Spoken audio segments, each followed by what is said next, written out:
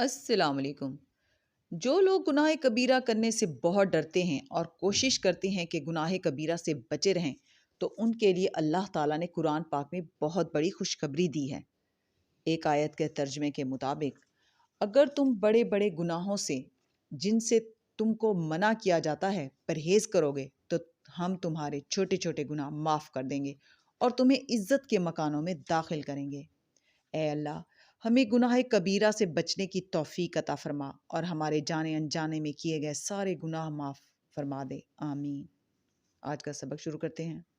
پناہ مانگتی ہوں اللہ کی شیطان مردود سے، شروع اللہ کا نام لے کر جو بڑا مہربان نہایت رحم والا ہے۔ دیکھو، ایسی بات میں تو تم نے جھگڑا کیا ہی تھا جس کا تمہیں کچھ علم تھا بھی، مگر ایسی بات میں کیوں جھگڑتے ہو جس کا تم کو کچھ بھی علم نہیں، اور اللہ جانتا ہے اور تم نہیں جانتے۔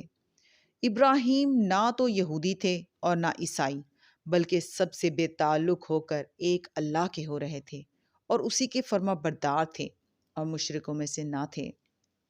ابراہیم سے زیادہ قرب رکھنے والے تو وہ لوگ ہیں جو ان کی پیروی کرتے ہیں، اور یہ پیغمبر آخر الزماں صلی اللہ علیہ وسلم اور وہ لوگ جو ایمان لائے ہیں، اور اللہ مومنوں کا کارساز ہے۔